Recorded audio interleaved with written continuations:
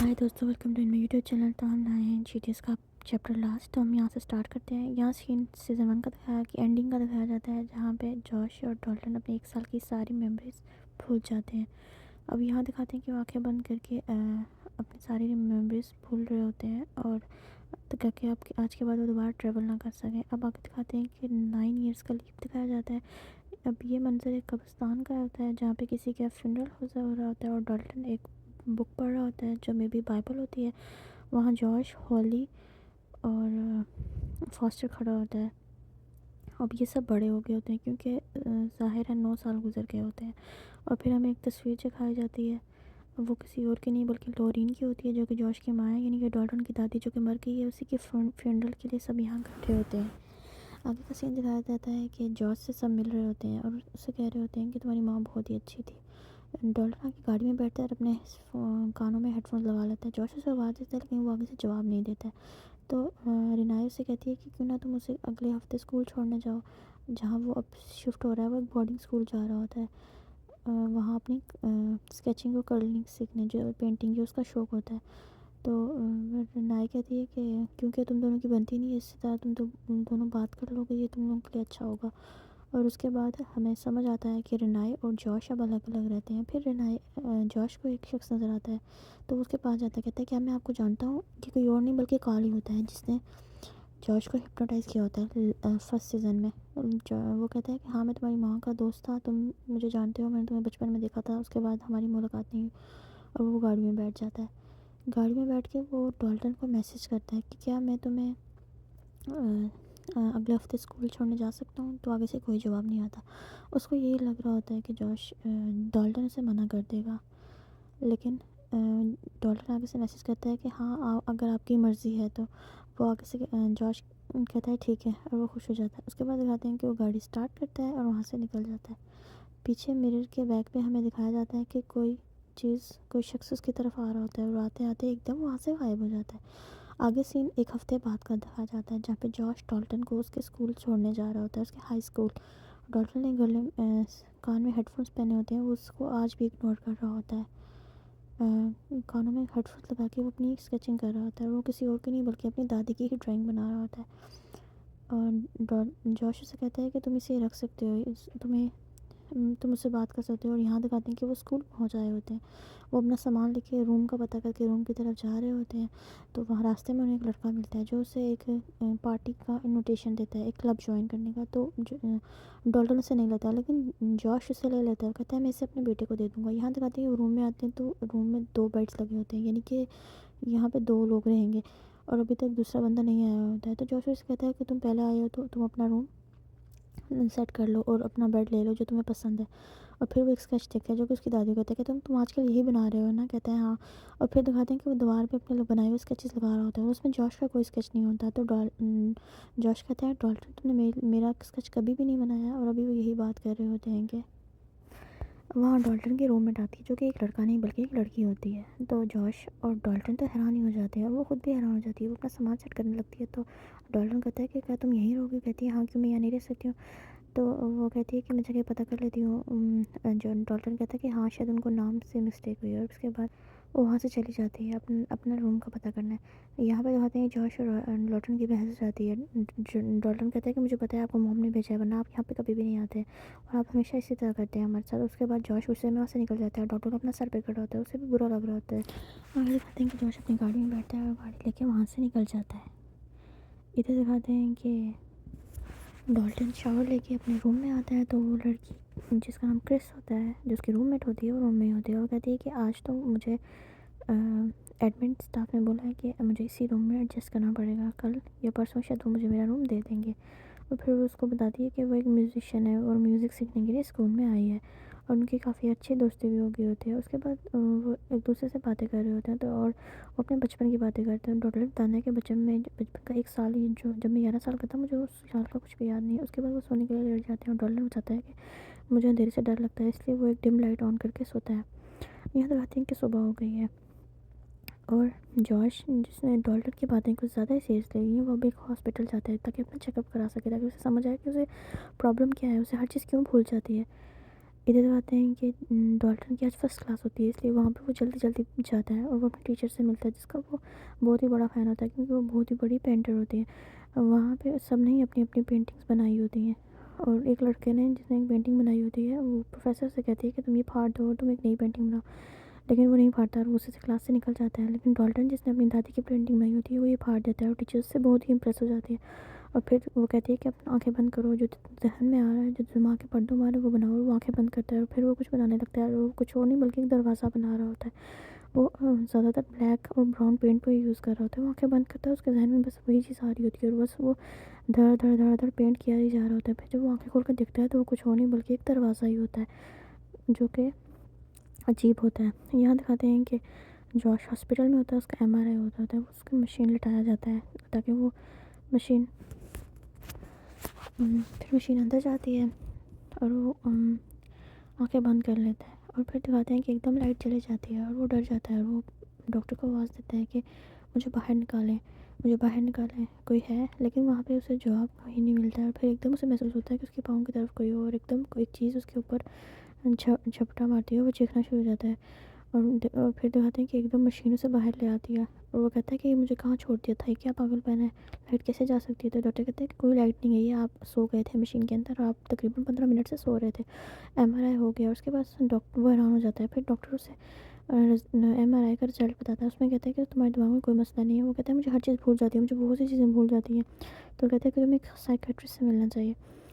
तो वो कहते हैं आपको मैं पागल लग रहा हूँ। कहते हैं हाँ, आपको कुछ एक्सरसाइज करनी चाहिए ताकि आपकी मेमोरी रिफ़्रेश हो। अब यहाँ दिखाते हैं एक सीन, और दोबारा हॉस्टल का दिखाया जाता है जहाँ पे डॉल्टन बैठा अपनी पेंटिंग को देख रहा होता है, और फिर उसे समझ आता है कि असल में ये दरवाज़ा जो बना रहा था ब्लैक नहीं था, वो रेड था। फिर उसमें रेड कलर ड्रा करता है, और रेड कलर ड्रा करने के बाद एकदम उसके कमरे की लाइट चली जाती है। लाइट तो पूरे हॉस्टल की ही गई होती है, और फिर उसके पास लाइट ऑन करने के लिए कुछ भी नहीं होता है, तो एकदम डर जाता है क्योंकि अक्सर ही वो अंधेरे से डरता होता है। तो अपने पास जो इमरजेंसी लाइट होती है उसको ऑन कर देता है, और गलती से उसके हाथ में जो लाल पेंट लगा होता है उस लड़की के जो कि क्रिस होती है उसके बेड पे भी लग जाता है। अभी वो यही सब साफ़ करने की कोशिश कर रहा होता है कि एकदम क्रिस अंदर आती है और कहती है कि मुझे मेरा रूम मिल गया है, वो इसी रूम के ऊपर वाला रूम है और मैं जा रही हूँ, और अपना सामान पैक करना शुरू हो जाती है। और यहाँ आगे सीन दिखाया जाता है कि क्रिस से कहती है कि हम उस पार्टी में जाएंगे जिसका इन्विटेशन तुम्हारे डैड ने दिया था। कहता है मैं इस पार्टी में नहीं जाता हूँ, तो क्रिस उसे ज़बरदस्ती अपने साथ ले जाती है। फिर दिखाते हैं कि वो वहाँ पार्टी में पहुँच गए होते हैं, वहाँ पे सबने ही फालतू ड्रेसेस पहने होते हैं, कुछ ने तो ड्रेसेस पहने नहीं होते, सिर्फ वो आगे दिखाते हैं कि वहाँ पर डांस चल रहा होता है। और लेकिन डॉल्टन और क्रिस तो दोनों ऊपर कमरे की तरफ चले जाते हैं और लोगों के कमरों की तलाशी ली होती है क्योंकि सब कमरे ही खाली होते हैं। और फिर वो बाई चांस उस कमरे में पहुँचते हैं जो कि और किसी का नहीं बल्कि निकी होता है, जिसने ये पास पूरी पार्टी होस्ट की हुई होती है। और एकदम क्रिस के हाथ में कुछ लग जाता है, तो वो वॉशरूम में वॉश करने के लिए जाती है, और उसके पीछे एक डॉल्टन भी जाता है क्योंकि वॉशरूम से उसे अजीब सी आवाज़ आ रही थी। लेकिन देखते हैं कि वहाँ पे क्रिस तो होती नहीं है बल्कि कोई और होता है, जो कि अजीब होता है क्योंकि ये बच्चा तो कुछ दिन पहले ही मर चुका होता है। वो वहाँ कमोड में उल्टी कर रहा होता है, और वो कहता है कि वो दरवाज़ा बंद कर दो। इतनी देर में निक वहाँ आ जाता है, तो डॉल्टन डर के वाश बेड के नीचे छुप जाता है। अभी वो बेड के नीचे छुपा ही होता है और उसकी आँख लग जाती है, और एकदम वो चीख मार के उठता है। तो क्रिस जो कि अलमारी के पीछे छुपी होती है वो सामने आ जाती है और डॉल्टन को किस कर देती है, और निको यही लगता है। निको ऐसे शो करवाती है कि वो लोग गलती से इस कमरे में आ गए हैं सिर्फ प्राइवेसी के लिए। निक उसके साथ काफ़ी बदतमीज़ी करता है, जिसके बाद वो उसे किक मार के वहाँ से भाग आती है। डॉल्टन भी बाहर आता है, वो डॉल्टन कहती है कि तुम्हें बुरा तो नहीं लगा ना मैंने ऐसे किया। वो कहता है कि नहीं ऐसी कोई बात नहीं है। यहाँ दिखाते हैं कि डॉल्टन दोबारा बैठा उसी पेंटिंग को देख रहा होता है। अभी वो उसी पेंटिंग को देख रहा होता है और उसके ऊपर एक शख्स को पेंट करता है, लेकिन उसका फेस बहुत ही ब्लर होता है, उसे खुद भी नहीं पता होता यहाँ पे कौन था। और एकदम लाइट चली जाती है और उसकी, और वो सो जाता है। फिर उसकी आँख खुलती है तो उसके सामने एक लैंप पड़ा होता है और सब चीज़ें ब्लू और ब्लर होती हैं, यानी कि वो ट्रैवल कर रहा है, लेकिन उसे खुद भी नहीं पता होता क्योंकि शायद उसके जवानी में के पहली बार होता है, वरना तो वो बचपन में ही ट्रैवल करता था। वो ट्रैवल करते करते अपने ही ऊपर वाले रूम में जाता है जो कि और किसी का नहीं बल्कि क्रिस का ही होता है। उसके रूम में जाके वो एक उसका पियानो बजाना शुरू हो जाता है, और जब वो लाइट ऑन करके पियानो की तरफ बढ़ती है तो वहाँ से भाग जाता है और अपने रूम में आ जाता है। अभी वो रूम में आके अपने चेयर पे बैठा ही होता है, तो सब चीज़ें दोबारा नॉर्मल हो जाती हैं। उसके रूम का दरवाज़ा बजता है और वो दरवाज़ा खुलता है तो रूम के बाहर और कोई नहीं बल्कि क्रिस ही होती है। और क्रिस उससे पूछती है कि मुझे लगा मेरे रूम में कोई था, तो वो उसे सारी स्टोरी बताता है कि किस तरह वही था। यहाँ से दोबारा जॉश को दिखाया जाता है जो अपने घर में होता है, वो डॉक्टर की दी हुई कुछ एक्सरसाइज कर रहा होता है जिससे उसकी मेमोरी अच्छी हो सकती है। वो अभी भी एक्सरसाइज कर ही रहा होता है, तो उसे महसूस होता है कि घर में कोई है। वो यहाँ वहाँ देखता है लेकिन उसे कोई भी नहीं मिलता, तो वो दोबारा जाके अपनी एक्सरसाइज शुरू कर देता है जिसमें पिक्चर्स लगा के उन्हें ढूंढना होता है कि कौन सी डॉल्टन की है, कौन सी सेस्टर की है, कौन सी हॉली की है। ये सब वो यही सब चेक कर रहा होता है, लेकिन अक्सर ही वो पिक्चर्स भूल जाता है। उसे वाकई याद नहीं रहता कि वो पिक्चर्स किसकी है। एकदम उसे महसूस होता है जैसे कि कोई है, और फिर वो पीछे मुड़ के देखता है तो वो खिड़की का शीशा टूटा होता है, और फिर एकदम उसके सामने एक शख्स खड़ा होता है। जब वो ध्यान से देखता है तो कोई नहीं, उसका बाप ही होता है। उसका बाप तो मरे हुए कितना ज़माना हो गया होता है, तो वो एकदम डर जाता है और डर के भागता है, और भागते भागते ऊपर सीढ़ियाँ चढ़ जाता है और एक कोने में पहुंचता है, और अलमारी के पीछे अलमारी के अंदर घुस के छुप जाता है, और एकदम वो सो जाता है। उसकी आंख लग जाती है, और वो भी ट्रैवल करने के लिए दूसरी दुनिया में जा ही रहता है, तो एकदम उसको वापस होश आ जाता है। उसके हाथ में एक एनवेलप होता है। यहाँ सीन दोबारा डॉल्टन की क्लास का दिखाया जाता है, जहाँ पे उसकी प्रोफेसर, जो कि खुद भी शायद थोड़ी खिसकी हुई है, उसको फालतू चीज़ें समझा रही होती है।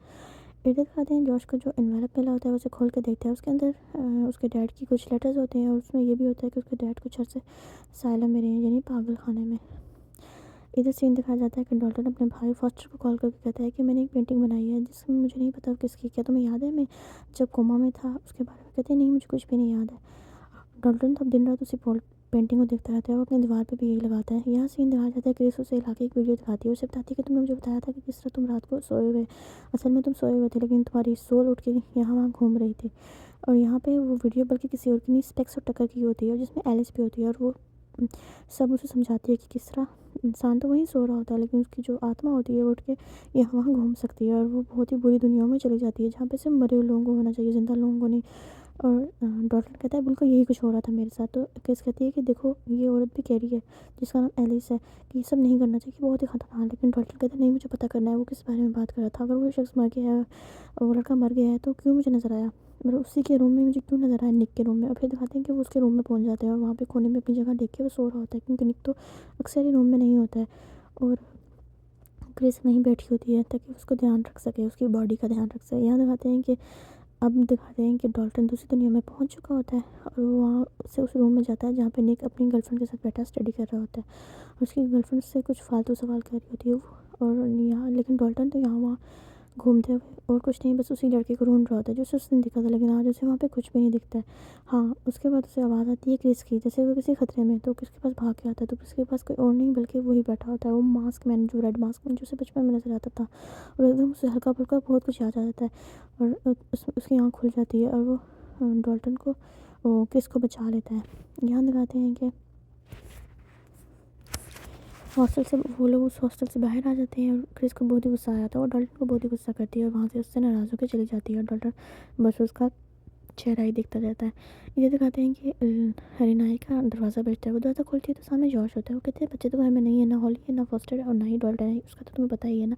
ये दिखाते हैं कि डॉल्टन और फॉस्टर बात कर रहे होते हैं, और डॉल्टन फॉस्टर से बताता है कि मुझे ख्वाब आता है जैसे डैड हमारे पीछे थोड़ा लेके भाग रहे होते हैं। और फिर वो जाके उस पेंटिंग को कंप्लीट करता है, और अपने डैड की शक्ल वहाँ बनाता है, और फिर उसे हल्का फुल्का याद आ जाता है हाँ डैडी उसके पीछे थोड़ा लेके भागे, तो वो रोद रहता है। उसको यही लग रहा होता है कि शायद उसके डैड से नफरत करते हैं, इसीलिए उसके पीछे थोड़ा लेके भाग रहे होते हैं। यहाँ जॉश उसे बताता है कि किस तरह उसे अपने डैड नज़र आए, और बस उसे एक डायरी मिली है जिसके अंदर उसे पता चलता है कि उसके डैड को अजीब चीज़ें नज़र आती थी, और शायद इसी वजह से उसके साथ भी यही हो रहा है, उसकी मेमोरी लॉस हो रही। तो रिनाई जो कि तंग आई होती है वो बता देती है, वो कहती है कि कोई प्रॉब्लम नहीं है तुम्हें, तुमने बस 1 साल की मेमोरीज अपनी खुद डाल करवाई, इसी वजह से तुम्हारे साथ ये हो रहा है। यहाँ दूसरी तरफ सीन दिखाया जाता है डॉल्टन का, जो कि मुसलसल रोया जा रहा होता है। जॉश बैठा अपनी बचपन की तस्वीरें देख रहा होता है, जिसमें हर तस्वीर के पीछे लोरेन के साथ वो होता है, और साथ ही वो औरत भी होती है जो उसके पीछे पड़ी होती है। और जॉश को बहुत ही गुस्सा आता है, वो कहता है तुमने मेरी मेमोरीज क्यों रेज़ की, मेरी मेमोरीज होती तो ये मसला नहीं होता। कहता है तो जो रिनाई कहती है कि मेमोरी रेज़ करने से कुछ भी नहीं हुआ, ये तुम्हारा अपना फैसला था, लेकिन उसके बाद बहुत ही मसले हुए, और मैंने इसीलिए तुमसे तलाक ली। यहाँ आगे सीन दिखाया जाता है कि फॉस्टर आगे कहता है कि ये देखें डॉल्टन ने ये तस्वीर बनाई है, आप ही है ना, आप ही हमारे पीछे भाग रहे थे ना। इसे दिखाते हैं कि डॉल्टन सो के दूसरी दुनिया में आ गया होता है, और वो बल्कि कहीं और नहीं, उसी वक्त में आ जाता है जब हथौड़ा लेके जॉर्ज उनके पीछे भाग रहा था और मुसलसल रो रहा होता है। और दिखाते हैं कि एकदम उस डर की वजह से वो कहीं और पहुंच जाता है, कहीं और नहीं बल्कि उसी मास्क मैन के पास जिसने उसे पकड़ा होता है। वो उसको कुछ विजन दिखाता है, जिसके बाद उसे अपना सारा बचपन एकदम याद आ जाता है कि किस तरह वो वहाँ फंसा था, उसका भाभी उसे बचाने आया था, और उसके बाद सारी चीज़ें यहाँ दिखाते हैं कि क्रिस डॉल्टन के पास आती है, उससे नाराज़ होती है लेकिन कहती है कि लाइट चली गई थी, मुझे यही लगा कि लाइट जाने के बाद कहीं तुम दूसरी दुनिया में चला जाए। और उसे ये नहीं पता होता कि असल में जो डॉल्टन है वो तो दूसरी दुनिया में गया हुआ है, ये डॉल्टन है ही नहीं, ये तो कोई और है। और फिर एकदम दिखाते ही देखते ही देखते डॉल्टन की आंखों का रंग बदल जाता है। इधर सीन दिखाया जाता है कि जॉर्ज दूसरी दुनिया में आ गया है और किसी को नहीं बल्कि डॉल्टन को ही ढूंढ रहे हैं। यहाँ पे हॉस्टल में डॉल्टन की आंखों का रंग बदला होता है, उसके मुंह पे खून ही लगा होता है और वो क्रिस को मारने के लिए भाग ही रहा होता है। वो बड़ी मुश्किल से अपनी जान बचा रही होती है। उसके से डर के वो उसकी उसी की बेड के नीचे छुपी होती है। यहाँ अब सीन दिखाया जाता है डॉल्टन का, जिसे उस क्रिस ने उस मास्क मैन ने बांध के रखा होता है उसी जगह पे जहाँ पे उसे बचपन में बांध के रखा होता है, एक पिंजरे के अंदर। जॉश पहले की तरह उसे लेके निकलने में कामयाब होता है, लेकिन वो भाग रहे होते हैं, लेकिन उसके पीछे ही भाग रहा होता है। आके जॉश बहुत ही मुश्किल से दरवाज़ा बंद करता है, लेकिन वो बार बार दरवाज़ा तोड़ने की कोशिश कर रहा था। दरवाजे के पीछे से धड़ धड़ की आवाज़ें आ रही होती हैं और डॉक्टर से कहता है चले मेरे साथ। जॉश कहता है नहीं मैं नहीं जा सकता, मैं गया तो ये फिर तुम्हारे पीछे आएंगे, मैं ये नहीं चाहता हूँ। और फिर वो जॉश डॉल्टन को ज़बरदस्ती वहाँ से भेज देता है। डॉल्टन अपनी दुनिया में वापस आ जाता है, उसे होश आ जाता है, क्रिस की भी जान बच जाती है, वरना वो दूसरा तो क्रिस को तो तकरीबन मार ही देता। यहाँ पे अब डॉल्टन जॉर्ज खड़ा होता है, रो रहा होता है। एकदम उसे नज़र आता है कि दरवाजे के ऊपर से कोई पेंट नज़र आता है। उसे समझ आता है कि कोई और नहीं बल्कि डॉल्टन ही कर रहा है। वो खुश हो जाता है, उसे रास्ता नहीं मिल रहा होता तो उसके डैड आके उसे रास्ता दिखाते हैं और यहाँ दिखाते हैं कि उसे होश आ गया है और डॉल्टन से कॉल करके उसका हाल भी पूछता है। इधर दिखाते हैं कि सुबह हो गई है और नाए उसे कहती है कि अब तुम यहाँ आ सकते हो। वो अपनी गाड़ी में बैठ रहा होता है और डॉल्टन से ही मिलने जा रहा होता है। एकदम एक औरत उसके पास आती है, वो कहती है कि अपना और डॉल्टन का ख्याल रखना। वो कहती है मैं आपको जानता हूँ, कहते हैं कि नहीं तुम मुझे नहीं जानते। और फिर वो एकदम वहाँ से गायब हो जाते हैं। इधर दिखाते हैं कि डॉल्टन वहाँ खड़ा होता है, अपनी एक पेंटिंग को दीवार पे लगा रहा होता है। इधर दिन में ही जॉश दरवाजे से अंदर आता है। वो कहता है फाइनली तुमने मेरी पेंटिंग बना ली, और एक दूसरे को गले लगा लेते हैं और यहाँ पे वो पेंटिंग दिखाई जाती है और इधर होता है इस ड्रामे का एंड। उम्मीद करती हूँ आपको ड्रामा पसंद आया होगा। हमारे चैनल को सब्सक्राइब करें, कमेंट में बताएं कि ड्रामा कैसा लगा और हमारे चैनल सब्सक्राइब करना नहीं भूलें।